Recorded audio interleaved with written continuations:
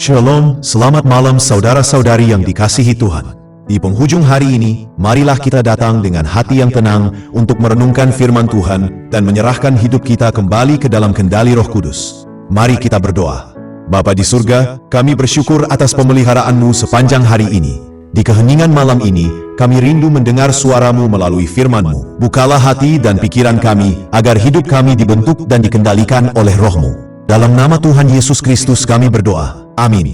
Nats Renungan Galatia pasal 5 ayat 19-21 mengatakan, perbuatan daging telah nyata, dan barang siapa melakukan hal-hal yang demikian, ia tidak akan mendapat bagian dalam kerajaan Allah. Tema bahaya hidup tanpa kendali roh. Saudara-saudari terkasih, dalam Galatia pasal 5 ayat 19-21, Rasul Paulus dengan tegas mengungkapkan berbagai perbuatan daging yang muncul ketika hidup manusia tidak berada di bawah kendali Roh Kudus. Daftar ini mencakup bukan hanya dosa yang tampak besar, tetapi juga sikap hati seperti iri hati, amarah, perselisihan, dan kepentingan diri sendiri. Firman Tuhan dengan jelas memperingatkan bahwa hidup yang dikuasai daging membawa konsekuensi rohani yang serius. Bahkan kehilangan bagian dalam kerajaan Allah. Hidup tanpa kendali roh seringkali dimulai dari hal-hal kecil yang dibiarkan berakar di hati.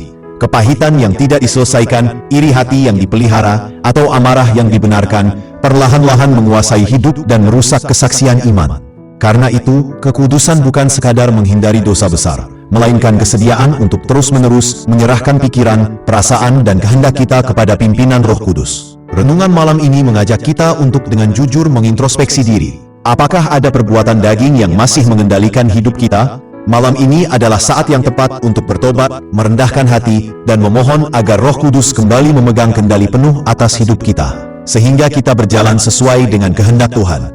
Saudara terkasih, hidup yang aman dan berkenan kepada Tuhan adalah hidup yang diserahkan sepenuhnya di bawah kendali Roh Kudus, bukan keinginan daging. Mari kita menutup hari ini dengan menyerahkan setiap sikap hati dan pergumulan kepada Tuhan.